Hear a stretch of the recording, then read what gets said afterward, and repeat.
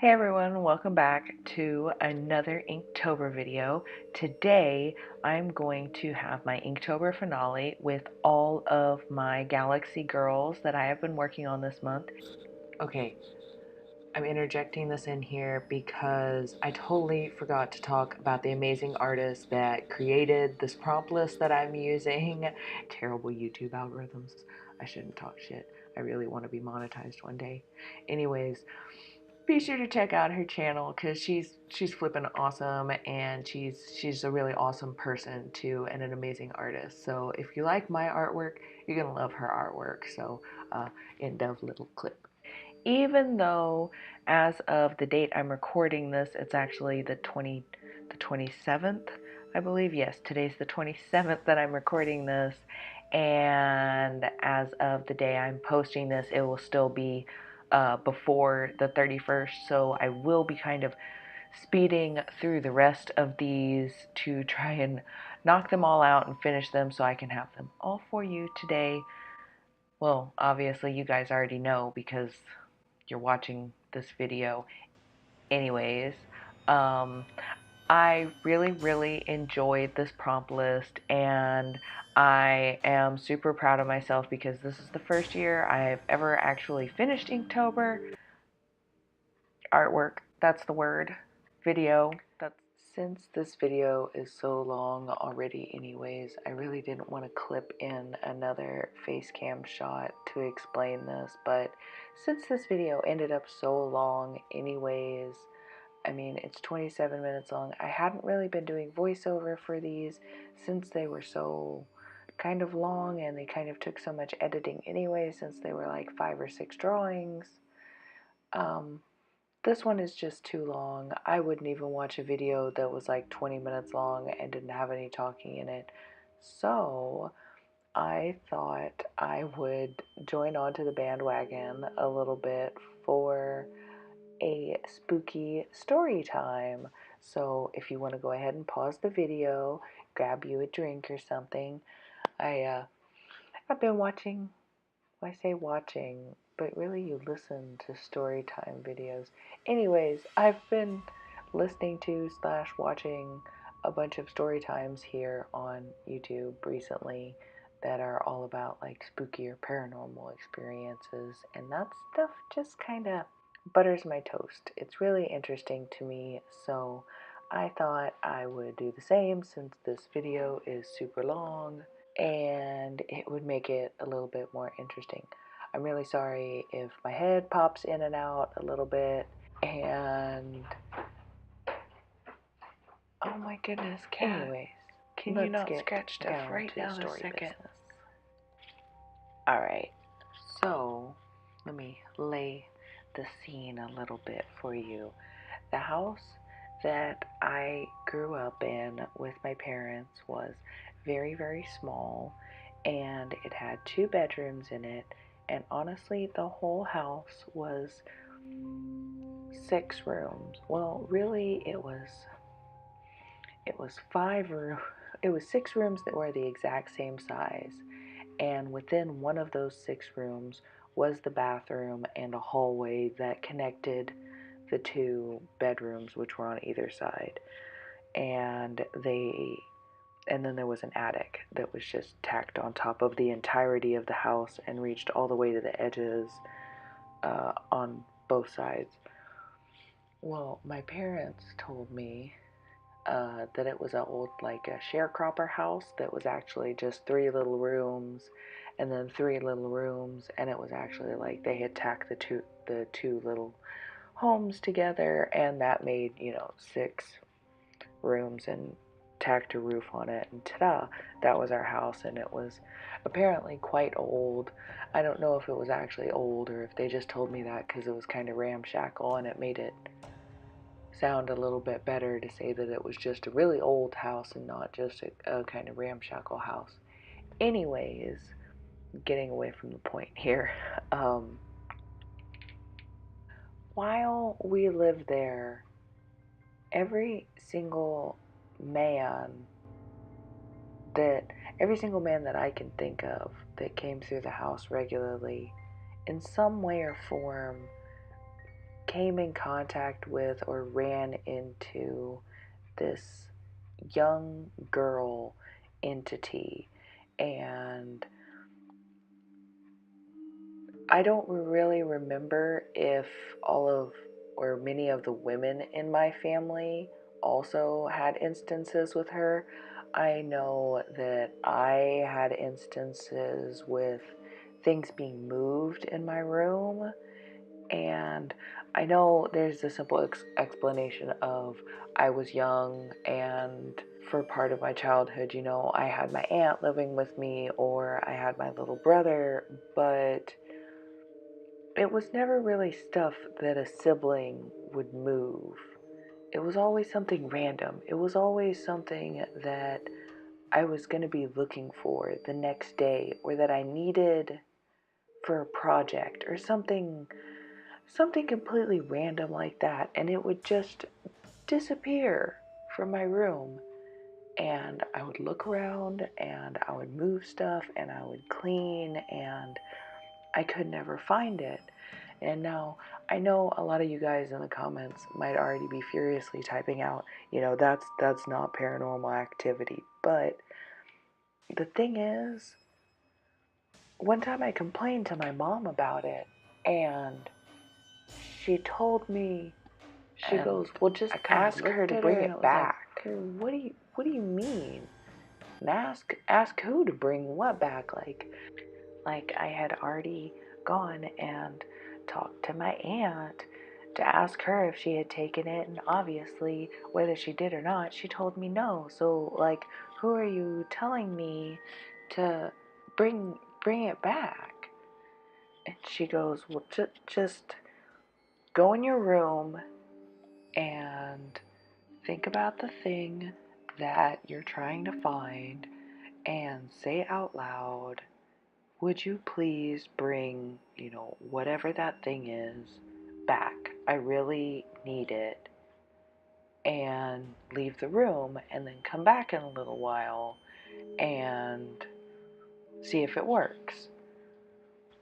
And I was super confused and kind of frustrated, honestly, and I never really thought about it for a long time, and until, I don't know, it was several years later, until I was looking for something. I was looking for some shirt, and I just needed that shirt to wear somewhere. I don't know.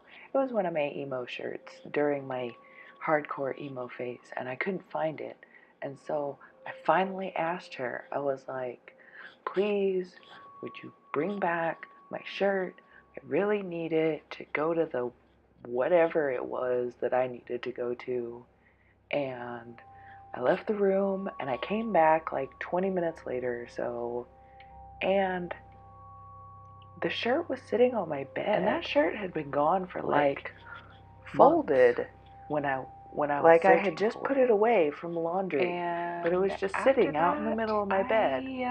I didn't question where things disappeared to as much. And at that point, I had already heard some other stories from other members of my family that had been in and out of the house.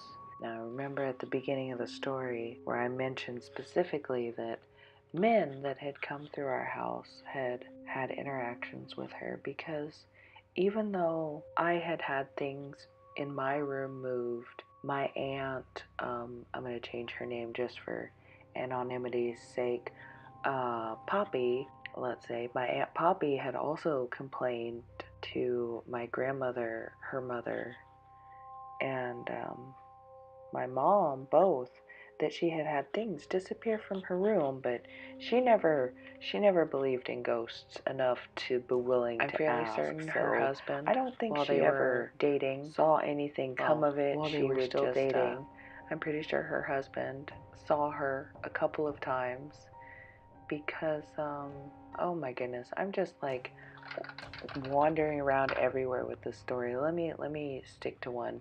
Even though, you know, women in the family would have stuff be messed with, the men seemed to actually be able to see her, or she was only willing to show herself to men in the family or men that showed up at the house. Now, my father never told me about any kind of story with him, but I do know that at one point I was dating a guy for quite a long time, and at one point he would fairly regularly come over to my house for dinner, and he would ride his bike there because he lived a couple of miles away. And well, we were also in high school, so anyways, he would ride his bike over to our house to eat dinner. And one night he had come over for dinner, and I was in the kitchen washing dishes, getting ready for dinner, and he came into the house a little bit flustered and kind of irritated. And I was kind of confused as to why. My mom's girlfriend at the time was also in the house, and she was kind of like I don't know why you're getting mad at her, and you need to just explain like what you're upset about. He started talking, and he was like, well, because you didn't even say anything. Like, you didn't even wave back when I was calling out to you. And I was confused, and I was like, what are you talking about? And he's like, when I was riding up to the house on my bike. There was actually a bridge right before you got to my house, and you could see my house the entire distance of the bridge away. And he's like, I saw you standing on the porch, and I started waving to you, and I was calling out to you and saying stuff to you, and you just didn't even respond, and you just turned around and walked into the house like you didn't even see me. And I looked at him really confused, and I told him, I was like, I wasn't on the porch. And my mom's girlfriend like kind of agreed with me. She's like, yeah, she's been washing dishes this whole time, right up until you came into the house and started getting mad. And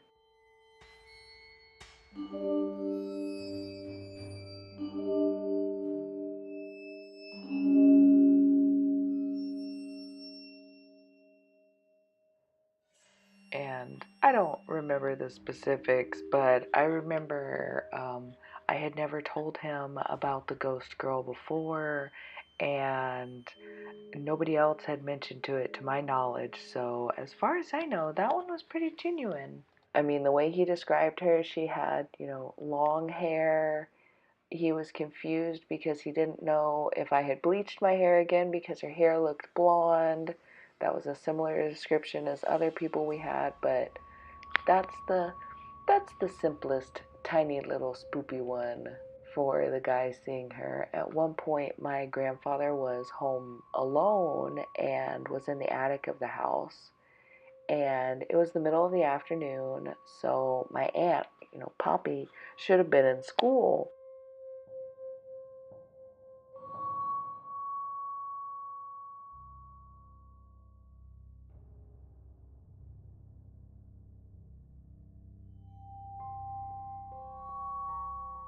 And nobody responds, but he hears the running stop, and he listens for a little while, and he guesses I'm adding all this extra into it. He called out and nothing happened, and so he went back to doing his business, and he started hearing the running again.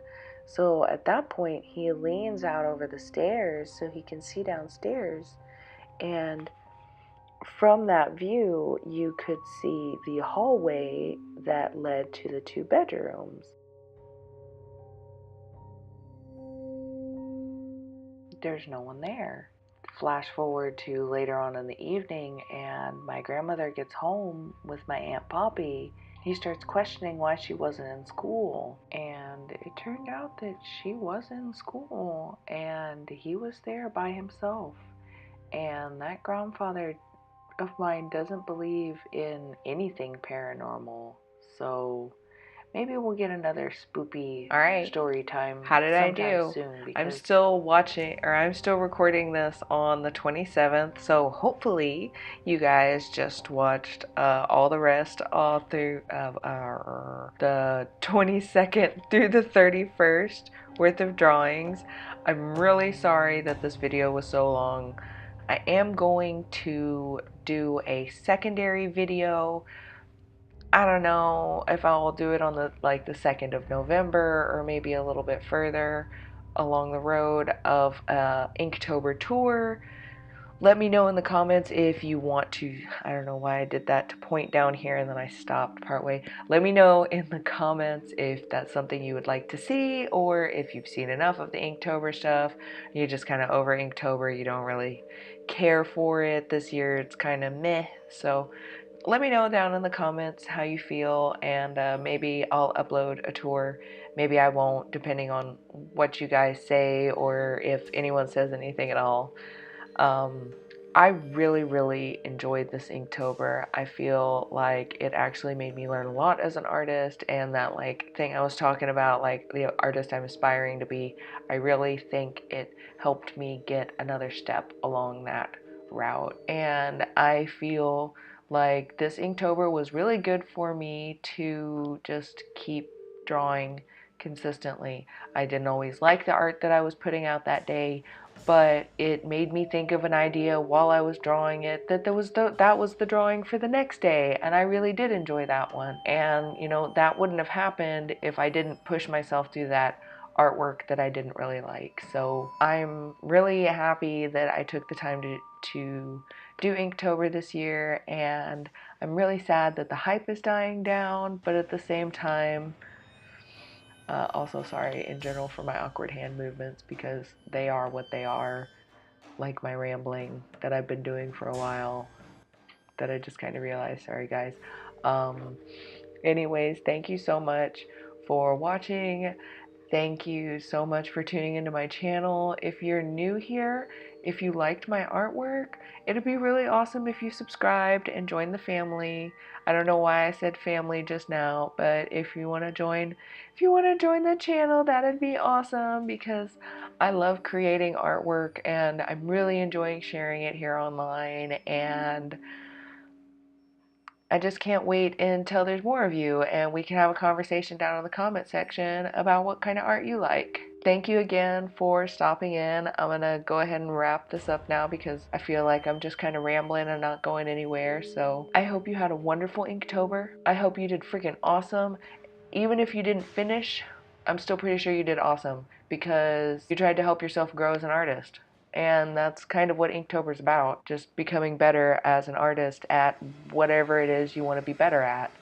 Thank you. I think I've said that like 4 or 5 times already, but that's what happens when I get a face cam, because I get awkward. I'll see you guys in a couple days for actually this artwork that's right here.